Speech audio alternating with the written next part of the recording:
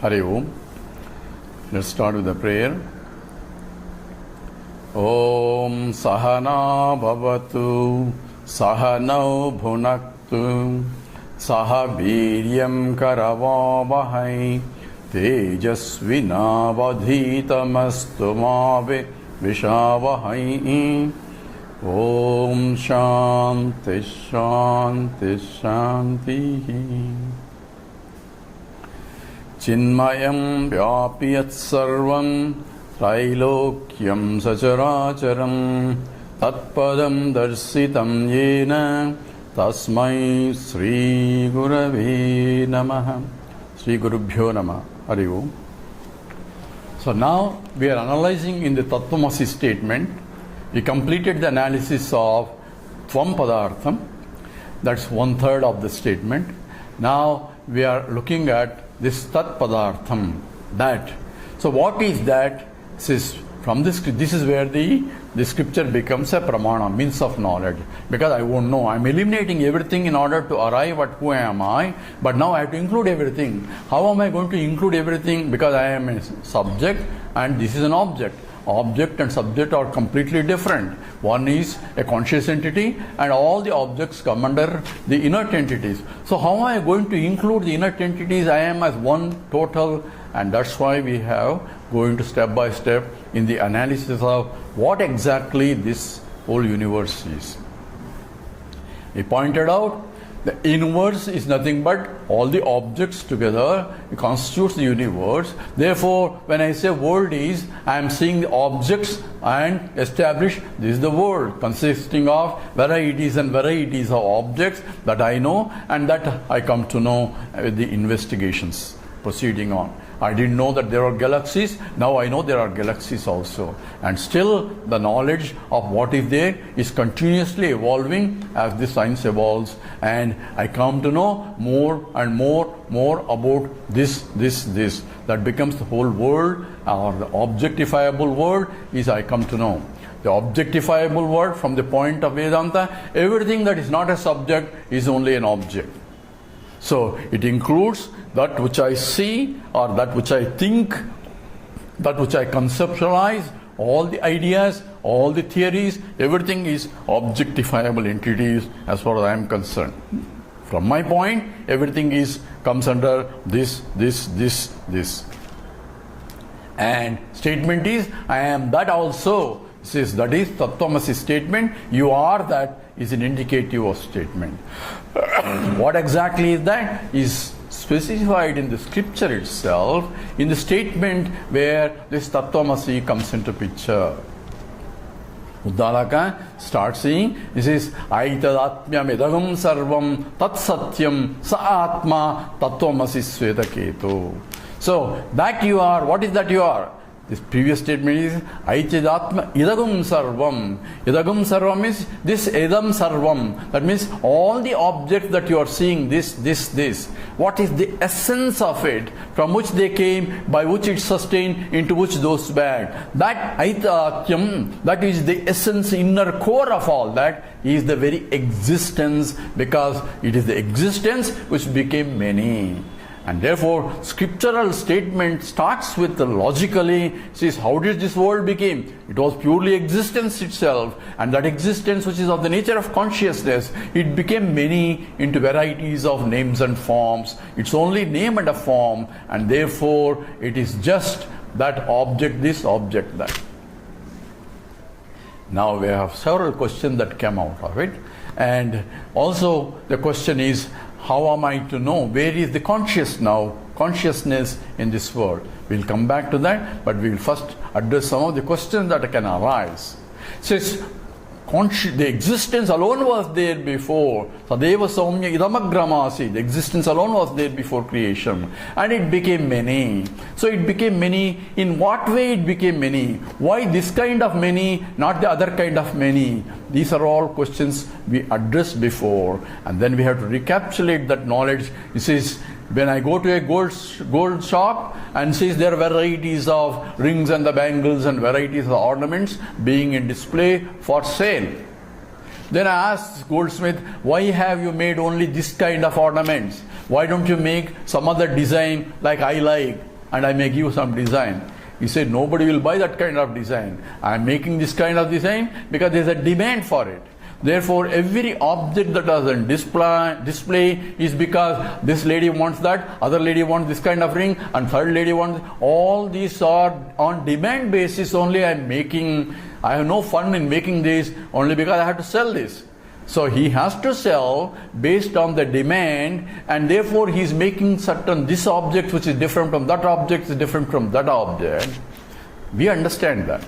In the same way, the one who is going to make the whole universe, in what basis is going to make the varieties of these objects that I see? On the basis of demand only. He doesn't create his own demand. He creates whatever is sellable only he creates. What is the sellable? Depending upon the vasanas of people. Oh, I like this, I don't like that. Therefore, he makes what I like. So similarly, whatever my vasanas dictate, I create my own world. The world that I am involved in, all that is, whether I like it or not, both are likes and dislikes of my vasanas, and that is the world that I encounter. And the other people encounter based on their vasanas. So everyone vasanas put together becomes a seed for the creation. Therefore, Lord is creating, or if Sat is becoming these varieties of names and forms on the basis of demand, and the demand is because of the vasanas. So it is the vasanas that propel the whole this world. That's what we analyze systematically when we talk about the creation, how the Creator created. His hands are tied. He doesn't create according to his whims and fancies. We cannot blame the Lord. Says, why did he create this kind of miserable world? Because that's what his demand is. Therefore, one has to understand what I am seeing is varieties, but yet now by analysis I understand everything is pervaded by the Lord himself. So I don't reject anything. Everything becomes an auspicious entity once I recognize it is the Lord himself in different forms. He may be having a different form and he is acting in a different way also, but in everything is he only expressing itself in varieties and varieties of attributes. But if I have the knowledge of understanding, my recognition and my value of that, it becomes different. I can see the difference, but I can see oneness that pervades everything. The way I interact with the world is completely different because I can see the presence of the Lord in these forms, different forms. And that is essentially emphasized in the Gita also. It says whether it's a Brahmana, whether it is a cow, whether it is the elephant, this one has an equanimity, whether it's a dog or even a dog eater. Brahmano Gavihastini says whether any of those, one has the vision of oneness that pervades all of them, because he can see oneness that pervading. At the same time, Brahmana is different from a dog, is different from a horse, different from the elephant also. He can see superficial differences for transactions. At the same time, he can also perceive oneness that pervades the whole universe too. That is what is called Samadarshanam, equanimity in the vision itself. I am seeing that Samanya Darshanam that pervades everything, and in spite of Viseshas, the qualities of each one. That becomes a knowledge. So with all this, we have understood that whole world is Sat, and Sat is pure existence, and I am as a Sakshi is also pure existence. Therefore, from the existent points, it says you are Sa Atma, that Tattvamasi, you are that pure existence itself. Undifferentiated, unqualified existence. All other qualifications only belong to this Nama Rupa only. Asti Bhati Priyam Rupam Namam Chaitanya Panchakam. The Vidyaranya says in the Drugdusya Viveka, Asti Bhati Priyam Rupam Namam, and these 5 parts, Asti, Bhati, Priyam, Rupam and Namam. The first 3 belong to the Brahman, and the next other 2 belongs to the world. What belongs to the world is Namam and Rupam. Rupam is attributive knowledge of that. What is the essence? Is Sat only. That is the material cause, which I cannot perceive, imperceptible. And what I can perceive is only the attribute which is form. And in that, I give a name for each form. So what is a name? Name is where this is a ring, that's a bangle, to distinguish this form different from that form. We understand that? But yet, now look at it. How do I know this is ring?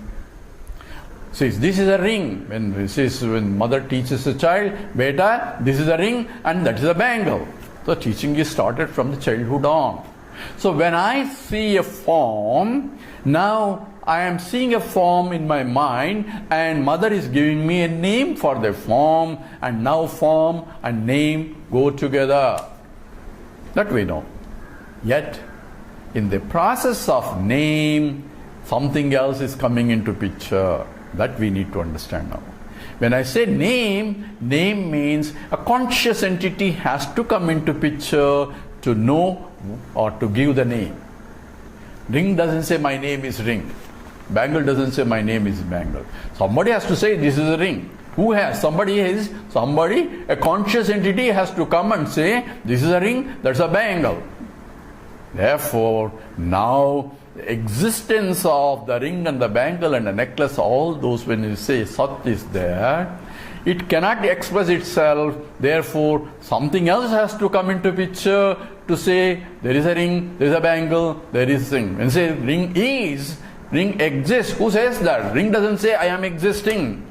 Somebody has to say ring is existing. There is an existence pervading the ring. But who is saying it? A conscious entity has to come into picture in one form or the other to declare the world is.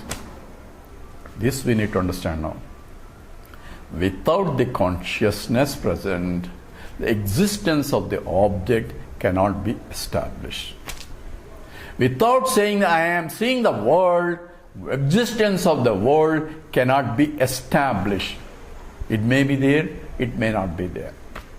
It is called mathematically indeterminate problem. This we have analyzed exhaustively before also. Now we have to bring that knowledge into picture. This is how the consciousness that I am and the existence there are becoming one together as one entity. Because every naming involves knowing. Therefore, knowing involves a conscious entity. Conscious entity has to come. If it says, I know the ring means I am conscious of the existence of the ring. So when I say this is a ring, how do you know? I can see. Therefore, I know. Therefore, when I say I know the ring, I know bangle, I know necklace, that means I am conscious of the existence of the ring. I am conscious of existence of a bangle. I am conscious of the existence of a bracelet. So any object is, existence of the object is established is by having a consciousness establishing that existence. Conscious entity becomes a prerequisite to establish the existence of any inert. Because inert entity is not self-conscious. So it cannot declare itself I am there. Whether other people say or not, at least it cannot declare also I am there. Whereas I can say I am there in spite of anybody. Whether I say, prove I am there or not, doesn't matter to me. I know I am there. I gave a simple example. When I go to in a pitch dark room, someone asks, are you there? Says, yes, I am. So how do I know? Of course I know. How? How is not a question, because I am a self-conscious entity. I am a self-conscious entity alone, self-existent entity. Self-conscious entity has to be self-existing. And self-existing entity has to be self-conscious. Therefore, I am a Sat and Chit Swarupam itself. I may say I am existing as this body, mind, intellect. That's my confusion. And I may say I am different from what I am seeing here. That's my misunderstanding. But from the point of pure Sat Chit, what I am is I am only declaring I am there. But where? I am only here but not somewhere else. So I am localizing myself in one particular place because of I am identifying with body, mind and intellect. Therefore I am getting localized. Now let us look at it. We say everything is, of the world is, chair is. There is an existence that is pervading everywhere. The whole universe is because if non-existent universe I cannot know. No one can know. But if everybody can know, and science is trying to discover what are there, because they have to be there for them to discover. They don't invent there and put it there. They are only discovering what is there only. What is there means it exists. So existence is being discovered because of all they means they are removing the ignorance, and discover is what it implies, and therefore they are knowing what are there, how the universe is expanding, where are the new galaxies are forming. All that is being known because that's what is there is happening. Non-happening things they cannot find out. So therefore whatever that exists has to be discovered by a conscious entity. If they don't discover, therefore the existence of those that are not discovered yet, we don't know whether they exist or not. We can logically say by logical theory that there should be something like that. We can predict something, but prediction has to be proved by confirming it by observation, that is by pratyaksha pramana. Therefore, existence of the object is established by the knowledge of its existence. This is the fundamental law of Vedanta. I'll repeat again. Existence of an object is established by the knowledge of its existence. So now we need to go again more detailed in terms of how this knowledge takes place. Existence of the object is there. Now I am bringing a conscious entity to interact with the object, to have the knowledge of the existence of the object, then say object is, therefore existence is. All that is now required to find out how I am equal to that. And this we need to go into more details. And we already gave earlier how exactly perceptual knowledge takes place. And that perceptual knowledge has to be analyzed systematically to find out how the knowledge of the existence of the object takes place. In every knowledge, there is a subject I am and object this. This keeps changing, and this is forming a vritti, a thought in my mind. When I say an object is there and I have this thought in my mind, it's called idam vritti. Bhagavan Ramana Maharshi says there is a idam vritti. Idam vritti means this thought, this thought, this thought. So mind is continuously having this thought, this thought, this thought. So every object that I see, I have corresponding this thought. So when I look around and when I look at a table and then now look around the chair, then this table thought is gone and the chair thought is coming. So what happened to the table thought? It moves away, and as though I am having only chair thought. It's not a chair thought is superimposed on top of a table thought. So instantaneously, as soon as I move, one thought is gone, another thought is coming. Thoughts come and thoughts go. That's called idam, idam, idam, idam. This thought, this thought, this thought. But whenever this thought arises in the mind, there is also another simultaneously and spontaneously, another thought comes as though as I know this. So when I say this is a chair, I know it's a chair. So that I know is spontaneous. There is not a prakriya, it's not a process, but it's instantaneously as I am the subject and this is an object. Whenever there is an object comes, as though I am a subject, a knower of the object. That's why we analyze pramata and a prameyam. Prameyam is object of knowledge. So the whole world becomes an object of knowledge for me as idam, idam, idam, idam continuously. But I am is a thought of knowledge of myself as I am. I know this, I know this, I know this, I know this. So every thought that rises in my mind, I know it. There cannot be any thought that rises in my mind and I don't know.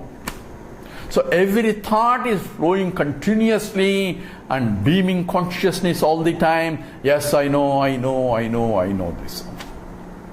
So in every thought, there is also another vritti, a thought-like thing, which is spontaneously raising as I am this thought, I know this thought, I know this thought. So it's called aham vritti. So there is idam vritti, which is continuously changing, but there is aham vritti, which is changeless. But when I say I know, only this part is changing. What I know, but I know. Without my knowing, there cannot be any thought.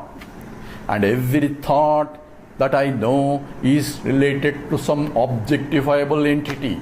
So every object is non-existent objects I cannot think of. I may create an object in my own mind. That creation is based on what I know. I cannot create something what I don't know. Therefore, that samskara for creation itself, whether it is a Jiva Srishti or Parameshwara Srishti, I have to know as an object that I can assemble in my mind or collect it through the perceptual process or through anumana. Logically, I can predictively, I can do by inductive or deductive process. I can imagine new theories also and conceptualize those theories that I can know. All that is this. And I have to be conscious of every this. So idam vritti pervades in all. Aham vritti continuously changing. Idam vritti is continuously changing. Aham vritti is always there in every knowledge of every object. Therefore, I am as a subject and objects that keep changing, but I am a changeless entity in all these changing things. That has to be understood in the knowledge of the existence of the whole world. The whole world outside is reduced to the objects, and objects are reduced to thoughts in my mind.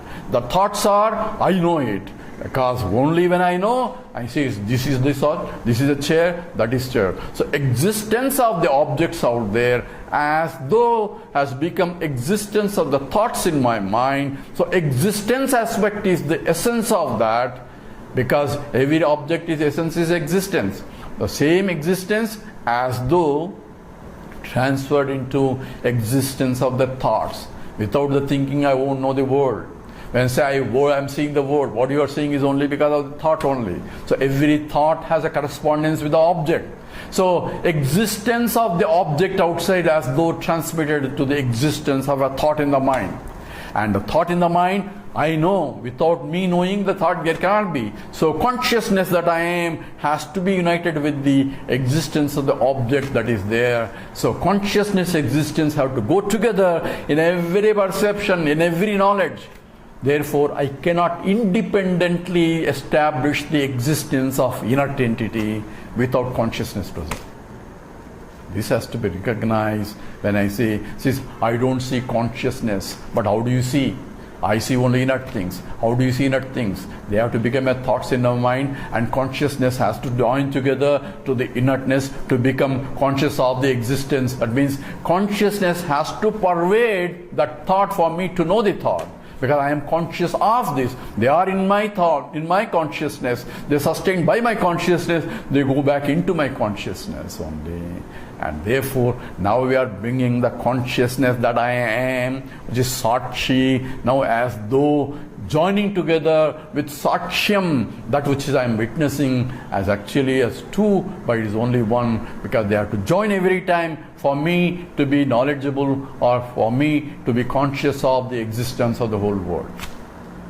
Now we are joining the Sat part and Chit part to become one in every knowledge, and without the knowledge, existence of the world cannot be established, cannot be proved.